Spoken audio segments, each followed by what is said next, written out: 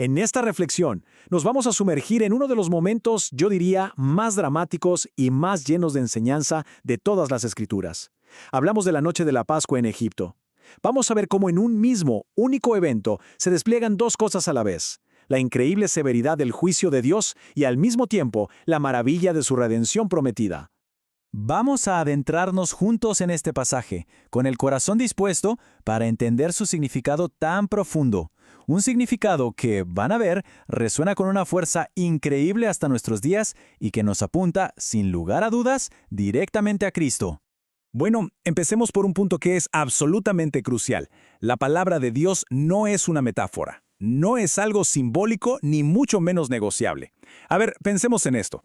Así como el diluvio llegó exactamente como Dios dijo en los días de Noé, y así como el fuego descendió sobre Sodoma, la sentencia divina siempre se cumple, y lo hace con una precisión, diríamos, casi quirúrgica. Su santidad no se negocia y su justicia jamás se diluye. Ahora, para entender de verdad lo que pasó en esa noche de juicio, tenemos que retroceder un poco. Porque mucho antes de este momento tan terrible, Dios ya había lanzado una advertencia clarísima a través de Moisés. Allá en Éxodo, capítulo 4, versículo 23, la sentencia fue declarada: «He aquí, yo voy a matar a tu hijo, tu primogénito». Estaba dicho. Y este fue el error fatal de Faraón. Endureció su corazón. Quizás pensó que las amenazas de Dios eran como, no sé, como las de un padre que le advierte a su hijo una y otra vez, pero al final nunca cumple el castigo. Pero Dios no es así. Su paciencia es inmensa, sí, pero su justicia es inmutable.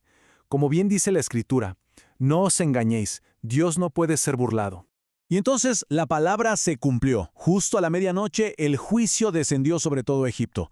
Desde el primogénito de Faraón sentado en su trono hasta el primogénito del cautivo en la cárcel. No hubo distinción. Hubo un clamor inmenso en toda la tierra porque, como lo dice el texto con una solemnidad que de verdad te hiela la sangre, no había casa donde no hubiese un muerto. Y esto, fíjense, nos lleva a una verdad espiritual muy profunda. A veces esa angustia que sentimos por nuestro pecado, esa tormenta interior que nos golpea, es en realidad la gracia de Dios empujándonos. Es el peso de nuestra propia condición que nos hace correr desesperados a buscar refugio. Es ese clamor de «miserable de mí» el que nos impulsa hacia el único que tiene palabras de vida eterna, nuestro Señor Cristo. Pero aquí viene lo increíble. En esta misma noche de juicio, vemos la otra cara de la moneda. Porque la misma fidelidad de Dios que ejecutó la sentencia es la que garantiza la liberación. El contraste es simplemente glorioso. La noche más terrible para Egipto fue, al mismo tiempo, la noche más gloriosa para el pueblo de Dios.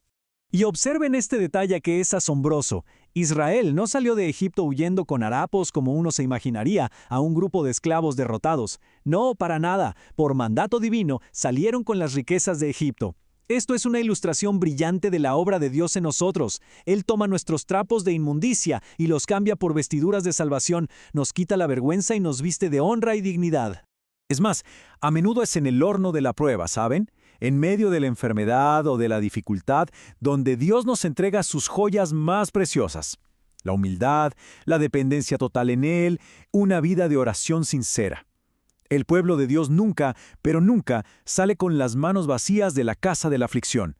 Nuestra debilidad, cuando se la entregamos a Él, se convierte en nuestra mayor riqueza espiritual. Y bueno, todo este acontecimiento histórico, todo este drama de juicio y liberación, en realidad nos está apuntando a una realidad muchísimo mayor, a la verdad central del Evangelio.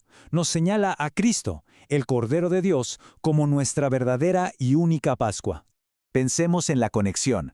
Así como la sangre de aquel cordero en los dinteles protegió a Israel del ángel de la muerte, solo la sangre perfecta de Cristo puede librarnos del juicio final. Nuestra propia justicia no sirve de nada. Es como querer pintar la puerta con pintura roja o mezclar la sangre con agua. No, solo el sacrificio perfecto de Cristo, el Alfa y la Omega, nuestra Pascua, es suficiente. El apóstol Pablo lo declara sin dejar lugar a dudas, ¿no? Conecta directamente el evento del Éxodo con la obra de la cruz. Cristo no es simplemente una figura parecida o un símbolo, no.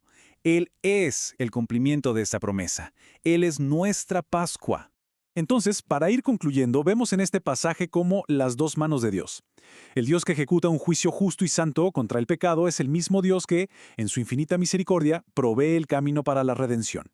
No son dos dioses distintos, es el mismo ser, perfectamente santo y perfectamente amoroso. Y todo esto nos deja con una pregunta que es personal, que es directa, que no podemos evitar. Y no se trata de religión, ni de moralidad, ni de cuántas buenas obras hacemos. La pregunta fundamental es esta: ¿estamos confiando en nuestra propia justicia? ¿O estamos cubiertos por la sangre del Cordero, por la obra terminada de Cristo en la cruz? Por lo tanto, el llamado es claro y es urgente. Es una invitación a dejar de confiar en nosotros mismos, en nuestros propios méritos, y a encontrar el verdadero descanso, la verdadera paz y la libertad eterna en la sangre del Cordero de Dios, que fue sacrificado una vez y para siempre para darnos vida.